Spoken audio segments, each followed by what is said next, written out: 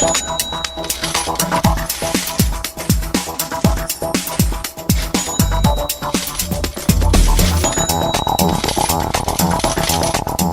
la sintonía que nos lleva a conocer un poquito más sobre consejos para ahorrar o, por qué no, temas para tratar la economía en el sistema más macro y en el más micro.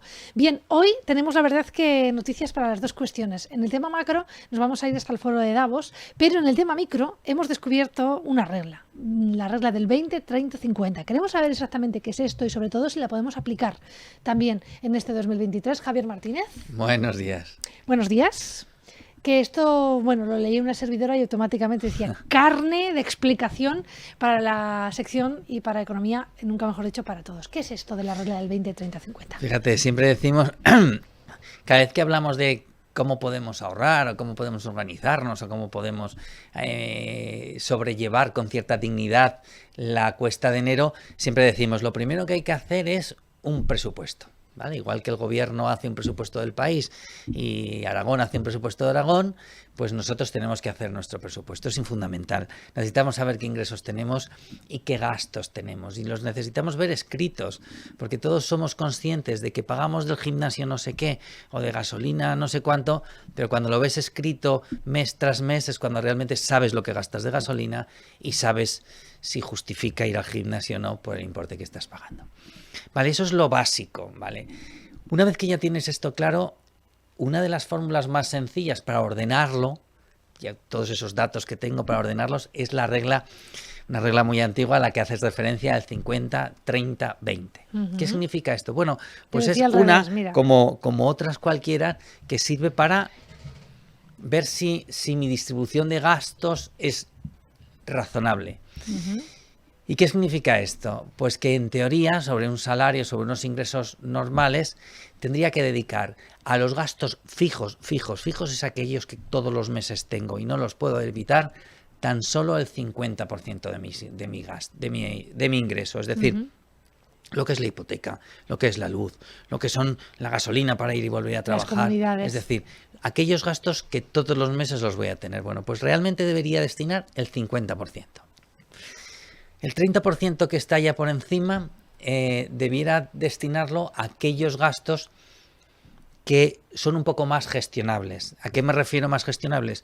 Primero, desde algún capricho hasta segundo, comprarme ropa o no. Yo puedo decidir comprarme ropa un mes u otro, puedo gestionar, esperar a las rebajas o no, o puedo comprarme un jersey más caro o un jersey más barato. Es decir, aquellas cosas, o puedo irme a cenar una noche o puedo decidir no irme a cenar. Es decir, todos aquellos gastos que son gastos, que los hacemos todos los meses, que son habituales, pero que puedo gestionarlos de alguna manera, esos debiera dedicarle el 30%. Ese 30% podría permitirme que algún mes me gastase un poco más, por otro que me gastase un poco menos, ¿vale? Pero de media el 30%. Y destinar el 20% restante al ahorro. Sé que es una cantidad que muchas de las personas que nos estén viendo deben decir, ya me gustaría poder dedicar el 20% al ahorro, pero es una cantidad muy importante. Bueno, pero es un porcentaje, ¿vale? Luego ese porcentaje lo voy a adaptar a mi presupuesto, a mi gestión, a mi situación económica, a mi situación familiar. Pero es importante saber que aunque sea €1 al mes, me debe resultar el saldo de mi cuenta positivo, que lo tengo que organizar. Nosotros no somos un Estado, un gobierno, una comunidad autónoma que tiene capacidad para ingresar más. Para el gobierno es tan sencillo o tan complicado, pero desde un punto de vista de andar por casa es tan sencillo como subir los impuestos. Si estoy gastando y necesito más impuestos, subo los impuestos. Y ya está, ya tengo más ingresos. Y si además todavía necesito más ingresos, pues me endeudo, pido más deuda. Y sé que alguien va a comprar mi deuda, o un inversor, o el Banco Central, o el que sea. Y me permite no controlar o ser más laxo con los gastos. Una familia no puede permitirse eso, una persona no puede permitirse eso. No puede ir a su jefe, o si es autónomo, no puede decir hoy voy a ganar o este mes voy a ganar 1.000 más. No, es imposible. Por lo tanto, por eso es importante, como decíamos, hacer un presupuesto, tener claro cuáles son mis ingresos, que eso sí que lo sabemos, pero sobre todo mis gastos, eliminar aquellos que no tienen interés y a partir de ahí organizarlos. Y esta regla, como tú decías, de 50% gastos impepinables, si me admites, aquellos gastos que los tengo todos los meses y que es muy difícil que los gestione. 30% aquellos gastos que puedo decidir, que puedo variarlos, que pueden incrementarse un mes a cambio de que otro mes bajen, sí, y que en cualquier caso son aquellos gastos que yo puedo decidir que los hago o no pasa nada porque no los haga, 30%. Y 20% como caso ideal, pero adaptable a cada familia, a cada persona, 20%, o al menos un 1%, o al menos €1 que me salga positivo en mis cuentas. Bueno, pues esto lo debemos de llevar como claim, ¿no? Sí. Entiendo, es que claro, todos los meses, siempre por una cosa o por otra... Siempre tenemos algún desajuste. Por eso, solo si tenemos claro cuál es nuestra situación económica, podremos hacer frente con cierta dignidad. Yo sé que hay gente que cuando le cuento esto siempre me dice, sí, ¿cómo me vas a decir a mí que no sabemos nuestra situación económica? Pero me refiero a euros, ya no me estoy refiriendo a grandes cantidades, me estoy refiriendo a euros. Y la única manera de saber es que yo hago el ejercicio muchas veces, y decía lo del gimnasio, porque mucha gente le pregunta, ¿tú cuánto pagas del gimnasio? Bueno, 50 y tantos, o 30 y tantos, o 20 y tantos. No, el gimnasio es una cuota exacta, ¿vale? Y además serán 23 o 25. Y además, en muchos casos, incluso puedo negociarlo. Es decir, vengo a otra hora o hazme una oferta o no sé qué. Pero de la misma manera que negocio eso, es cuánto pago de luz, cuánto pago de teléfono, cuánto pago por salir a cenar o por irme con mis amigos. Y esas son cosas que si las veo escritas durante unos cuantos meses y se me ocurre acumularlas, pues es la manera de que me llame la atención. Claro. Y además, esto que yo recomiendo hacerlo siempre a mano porque te da una idea muy clara, hoy nos lo facilita muchísimo decenas, es decir cientos, pero no sé si cientos, pero decenas de aplicaciones en las que yo puedo, a la vez que tengo control de cuál es mi situación financiera, que me agrupa y me dice, Javier, has gastado tanto en salir a cenar por ahí, pues estás gastando demasiado. Bueno, yo creo que muchas veces nos negamos a ver lo que tenemos y solo si sabemos al dedillo lo que tenemos. Ojalá fuéramos Jeff Bezos o Elon Musk de turno, que no tienen que hacer cuentas para llegar a fin de mes.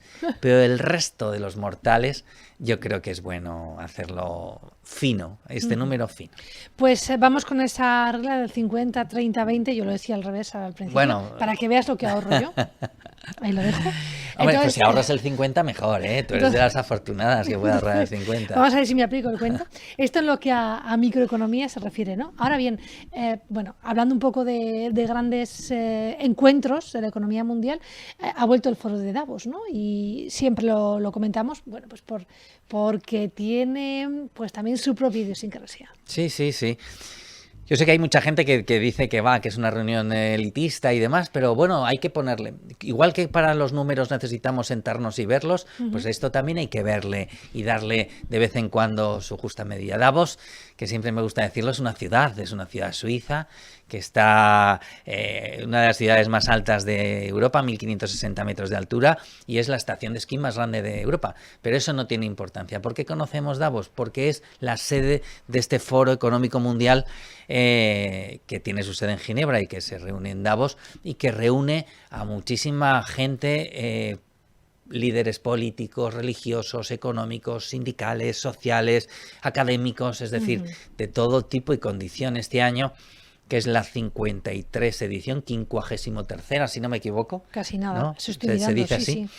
En la que se reúnen pues más de 2.700, alrededor de 2.700 personas, con un lema, porque cada año es un lema, y este año el lema es cooperación en un mundo fragmentado. Por lo tanto, ya da una idea de que lo que se va a hablar es de que tenemos un mundo con una situación complicada. Y fíjate, como anécdota, diré que la palabra de Davos de moda esta semana, que es cuando está teniendo lugar este Foro Económico Mundial, es policrisis. Policrisis. Vale, ¿a qué se refieren con policrisis? Qué guay. A que estamos en una situación en que muchas de las crisis que tenemos económicas, de guerras, sociales, las hemos tenido a lo largo de la historia, pero pocas veces, por no decir que ninguna, se habían juntado todas a la vez. Y esto hace pensar que puede haber alguna y en alguna zona que se quede de manera permanente. Por eso la palabra más comentada esta semana en Davos va a ser policrisis. Hablaremos de esa policrisis, si te parece, también más adelante. Vamos a ver, ¿no? Bueno, pues qué se desarrolla en ese foro, cuáles son un poco las principales cuestiones para la economía. ¿Podría decirse que esta reunión, este foro, marca alguna que otra tendencia en la economía? Sí, no? sí. Y fíjate, es una buena pregunta, sobre todo para darle la dosis de importancia que tiene. Es un foro, solamente es una plataforma de discusión, de puesta en común. A diferencia del G20 o de la Unión Europea, que ellos marcan retos y hacen cumplirlos, aquí no, para nada. Aquí simplemente se ponen en común los problemas que hay. Y a veces, cuando alguien habla, me gusta recordarle éxitos que ha tenido. También ha tenido alguna metedura de pata, pero éxitos. Fíjate, por decirte, si me das tiempo, de dos o tres que yo creo son relevantes. Sí.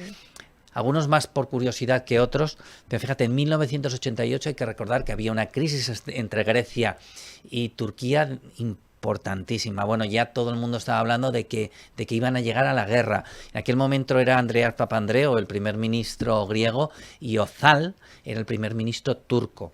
Y coincidiendo con una reunión de Davos, firmaron allí, después de mucha discusión, un acuerdo para la normalización de sus relaciones, que lo llamaron el Acuerdo de Davos. Y en la rueda de prensa, el primer ministro turco, Özal, dijo que no hubiese podido llegar a ese acuerdo, no hubiera firmado ese acuerdo, si no conociese desde hace 2 años a Papandreou, que lo había conocido allí en la reunión de Davos, y sabía que era una persona de confianza, dijo. Es decir, el ponerse cara, ojos y palabras cercanas hace que se puedan solucionar problemas. Pero fíjate, mucho más. En 1990, una reunión informal entre empresarios y políticos alemanes, y establecieron el programa para la estabilización monetaria, que fue uno de los pilares básicos para la reunificación posterior alemana. En el 1998, hablábamos antes de los G20, G7 y demás, en 1998 surge el G20.